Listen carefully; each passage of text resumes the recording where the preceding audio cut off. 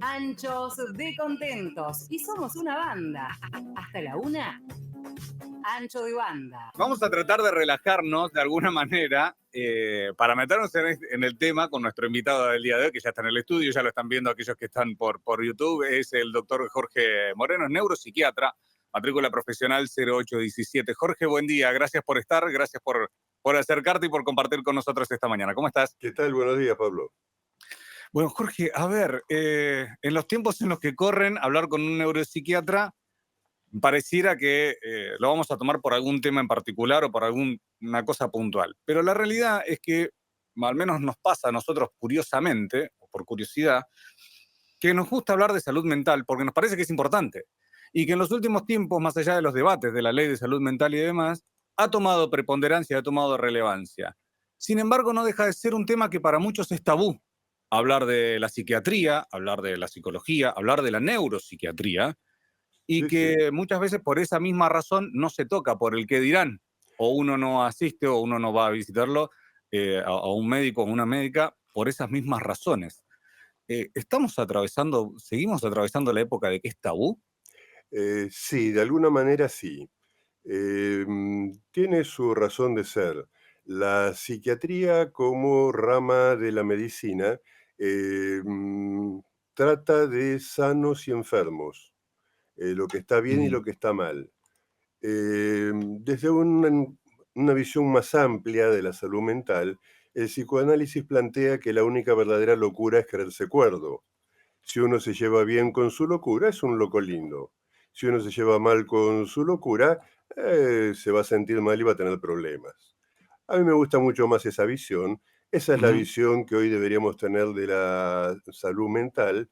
Y el psiquiatra todavía tiene la mala fama de ser alguien que juzga las ideas de las personas diferentes y los atonta con medicamentos. Esa fantasía duró mucho tiempo y por momentos es real.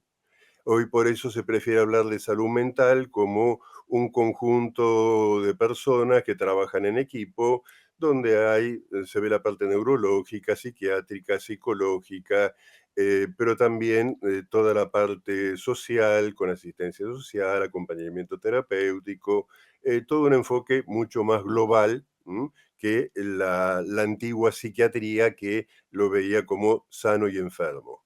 Y donde la resolución era o lo empastillo o no. Exactamente, o se lo etiquetaba, Ujú. se etiquetaba a la persona que se sentía mal y se convertía en un enfermo etiquetado. Me da la sensación, por lo menos a mí, Jorge, que la pandemia también nos hizo estragos, sobre todo en sociedades por ahí más como las nuestras, más sociales, en el sentido de que compartimos mucho más, ¿no? Quizás, qué sé yo, le dijeron a un sueco, mira, te tenés que encerrar 2 años, y el sueco dijo, bueno, yo es lo que vengo haciendo toda mi vida, porque son más fríos en cuanto a relaciones sociales, claro. Sí, es cierto. Pero nosotros tengo la sensación de que en muchos casos, y acá me atrevería a hacer algo, Jorge, vos decime que estoy completamente equivocado, no hay ningún problema. Creo que quiero que contigo abramos la puerta a hablar de estos temas que por ahí muchas veces, Sí, hombre, incluso en claro. los medios, no se hablan. Sí, sí. Em, que me da la sensación de que por allí nosotros, nuestra generación de los 40, los que nacimos en los inicios de la democracia, somos una generación que está más acostumbrado, que empieza a ver con otros ojos la psiquiatría y la psicología, y decir, bueno, mira, no doy más, no aguanto más, algo me pasa, o sea, y entender también que el cerebro se conecta con el cuerpo y que el dolor de intestino es del segundo cerebro, como me dijo una profesional hace poquito también. Así que es normal.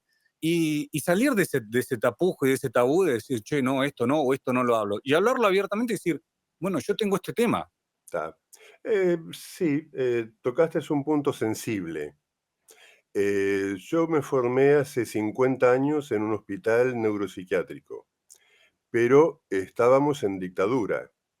Todo lo que fuera psicología y psicoanálisis resultaba subversivo.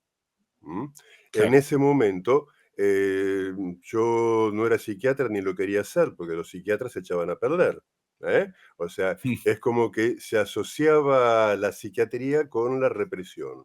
Todo el que pensara distinto, y de ahí viene un poco esta cuestión, cuando vuelve la democracia y vuelve la psicología y el psicoanálisis, volvemos a ser una especie de familia poliamorosa de neurocientíficos y se recupera el término de salud mental, que es mucho más amplio y mucho más humano. O ¿Mm? sea que a partir, la verdad que nada, me quedo sinceramente pensando también en todo esto, ¿no? Porque, ¿cómo hacemos ahora? Que en estos tiempos en los que corren, en los que todos también queremos una solución inmediata también, pues estamos en esta, hablamos muchas Sí, veces acá Muy que estamos en cierto, generación TikTok, en la época de todo TikTok. rápido. Todo muy rápido. cierto. Jorge, hola, mira, tengo 15 este problema. segundos, menos de Claro, 15 segundos todo. dame una pastilla, porque me imagino que también debe pasar esto desde el lado de los profesionales de la salud. Decir, no, mirá, pará, esto hay que hacer un tratamiento, esto es un proceso, esto es un seguimiento. No, yo necesito algo que me lo cure ya. No, no es tan así, ¿eh? No es tan así. La gente, cuando llega, llega consciente y preocupada, y en estos momentos socioeconómicos que estamos viviendo, la gente viene con preocupaciones más intensas, con un malestar sostenido, Ujú. que no solo lo perturba en lo personal y lo familiar, sino en lo laboral, y realmente hoy en día la gente viene con una carga muy pesada y que le cuesta mucho remontar. ¿M? Hay una gran incertidumbre a nivel laboral, a nivel del Estado, la gente se siente bastante desprotegida.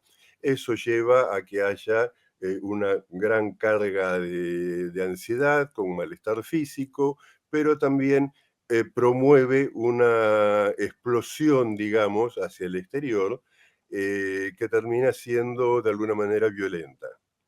Em, Desde un punto de vista simplista, Ujú. todos tenemos una energía biológica que debemos gastar cotidianamente en las cosas que hacemos, con las personas que amamos, en nuestro trabajo, pero cuando la realidad nos impone obstáculos, eso hace que esa energía se acumule.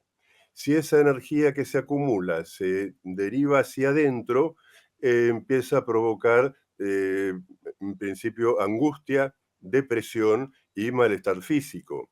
Pero si se saca hacia afuera, se manifiesta como agresividad y violencia. Hoy en día hay un tono violento muy marcado, y ese tono violento facilita el acceso a los abusos de sustancias, ¿m? Con Ah, lo cual se genera todo un combo. eso te iba a preguntar, Jorge, porque también es como que ir al médico en nuestra sociedad es la última instancia, ¿no? Alguna vez Ginés González García decía que él, siendo incluso ministro de Salud, un día llegó hablando de esto de la automedicación, ¿no? Y de resolverlo por otros lados sin consultar a profesionales, llegó con un dolor de cabeza a la oficina, siendo ministro de Salud, y la secretaria dijo, quiere una pastillita al ministro de Salud, digamos. Y eso hablaba específicamente de lo normalizado que tenemos muchas veces tratar de resolverlo sin ir a un profesional. Sí, es cierto, pero también se ha convertido en una necesidad. Es difícil acceder al sistema de salud. El sistema de salud está en crisis. Yo me retiré de la salud pública, van a ser 10 años, o sea que no estoy muy al tanto, Ujú. pero leo a través de los medios que están en continuo malestar, planteando paros, sintiéndose que no dan abasto. La gente va al hospital y siente que no obtiene una respuesta.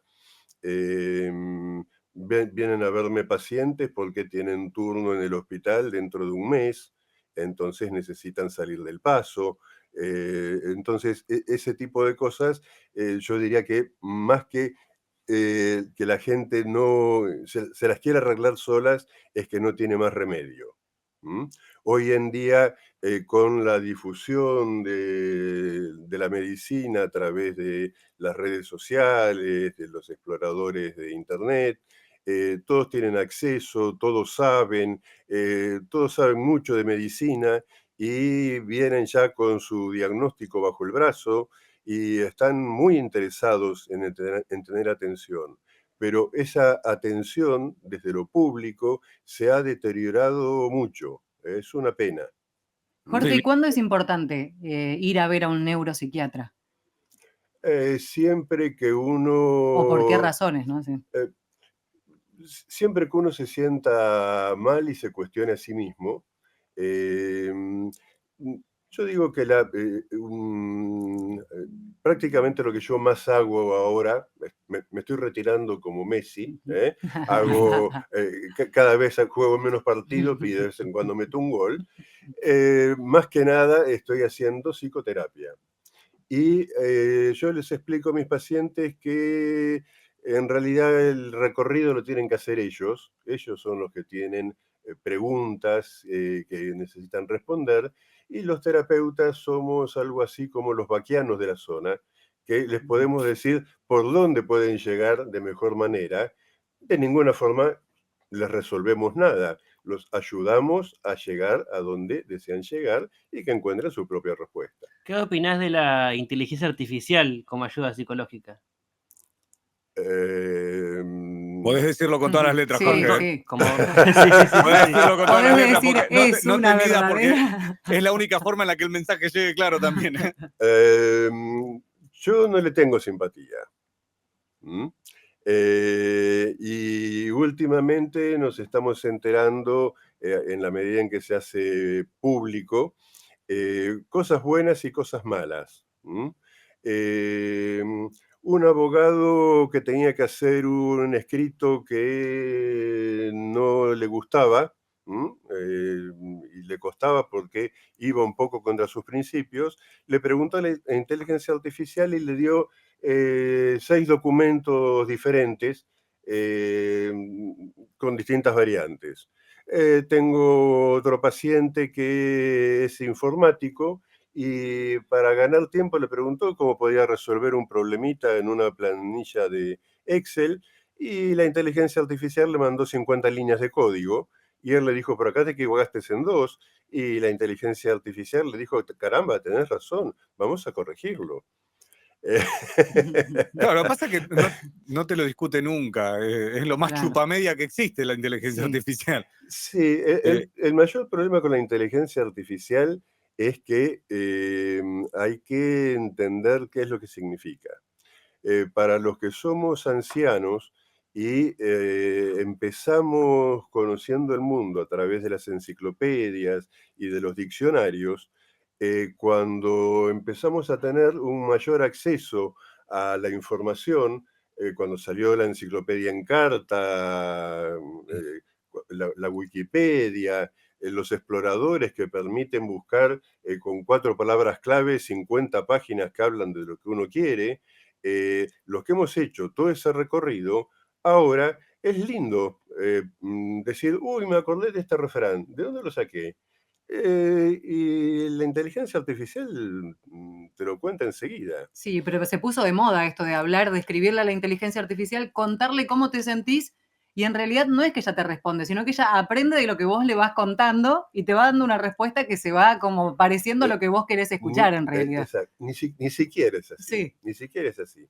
Pero por eso vuelvo a repetir, cuando uno ya sabe lo que sabe, la inteligencia artificial ayuda, acelera y complementa. Ahora, cuando uno pregunta sin saber de qué quiere saber, entonces la inteligencia artificial dice lo que puede. O sea, cuanto menos información tiene la inteligencia artificial, menos puede responder una cuestión puntual. Y ahí es donde viene algo que se está insistiendo mucho últimamente, y es que como la inteligencia artificial se nutre de toda la información que circula dentro de las redes, termina siendo tendenciosa. Entonces, si hoy uno pregunta sin estar informado sobre temas políticos, la inteligencia artificial resulta siendo muy de derecha, porque en el mundo la derecha está en este momento en auge. Uno le pregunta sobre cuestiones de género y la inteligencia artificial, si uno no sabe qué le pregunta, termina siendo misógina y heteropatriarcal. Entonces, a veces uno termina encontrando mensajes de odio dentro de la inteligencia artificial porque toma de lo que hay en las redes y no todo lo que hay en las redes es bueno. Y hay mucha basura. Jorge, ¿y esto no tiene que ver también con quizás un proceso de soledad que estamos atravesando como individuos y buscamos que alguien nos contenga del otro lado? Sin duda, sí. O sea, en realidad las redes sociales está comprobado que son una forma de relacionarse, de mostrarse a sí mismo. Quien hace una crítica muy notable de todo esto es el filósofo que está de moda ahora, Byung-Chul Han. Es un coreano que da clases en Berlín. Y él hace toda una crítica de cómo nos estamos autoesclavizando en función de cumplir con las expectativas que tiene el mundo de nosotros y nos autoexigimos de tal forma que nos esclavizamos normalmente.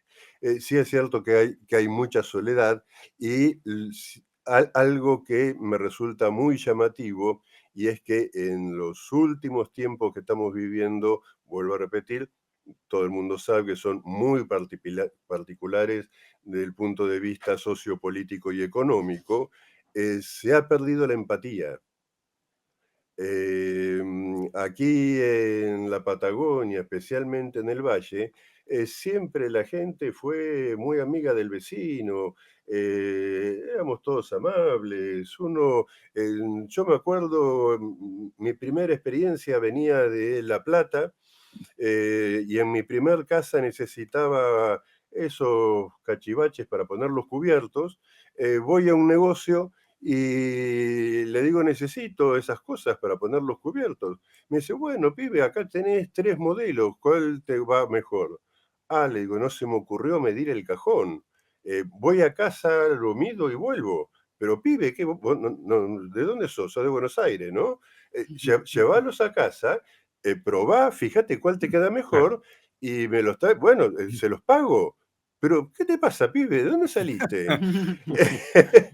Claro, con Bueno, una forma de ser completamente diferente. bien, pero eso era algo que se fue perdiendo, por supuesto, paulatinamente, pero seguía habiendo empatía.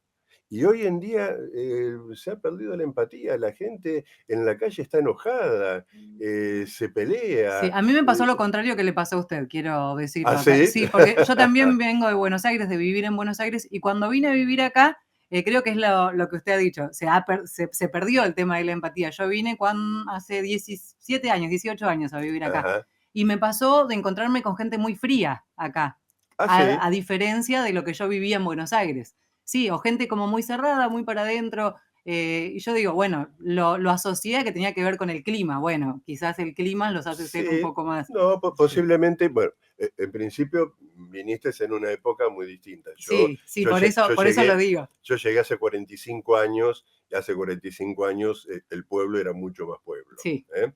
Em, lo que sí, muy posiblemente te pasó a vos, que obviamente te manejás en un ámbito cultural y desde la radiodifusión y demás, es que el pueblo es muy pobre culturalmente. Entonces te has encontrado con que con el vacío cultural que Claro, hay en el puede valle. ser, puede ser. O sea, aquí cuando alguien quiere leer o quiere estudiar o quiere conectarse con personas, no lo consigue. ¿Mm? Y cuesta encontrarlo y es una pena. ¿Mm? Sí, sí. Este, Jorge, bueno, queremos contigo abrir la puerta a esto también y poder charlarlo así, abiertamente, porque esto que acabas de comentar, por ejemplo, incluso hasta puede ser hasta doloroso para alguien escucharlo, decir, no, ¿cómo en mis pagos no hay movimiento cultural? eh, Y no deja de ser parte de una realidad sí, donde se vive también, ¿no? sí, sí.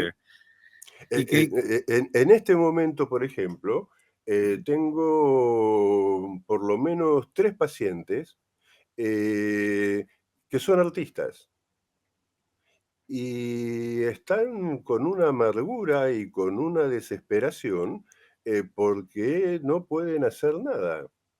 ¿Mm? Claro. Una artista gráfica que lo más que puede hacer es un cursito a través del municipio. Un técnico de sonido que trabajó en grandes compañías en Capital y se tuvo que volver a vivir a la casa de la mamá. Una artista de teatro que tampoco encuentra su camino y también se tuvo que volver para poder recuperarse y estabilizarse.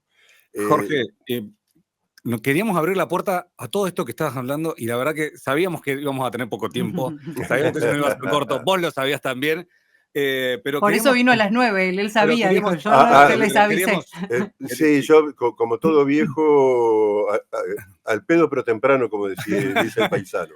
pero queríamos empezar.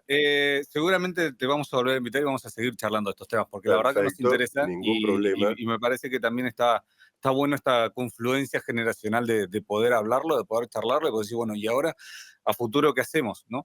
¿De qué nos disfrazamos, como se dice vulgarmente? Así que, Jorge, agradecidos por tu tiempo, por prestarte a charlar con nosotros y por Al compartir con nosotros la contrario, mañana. gracias por darme una voz pública.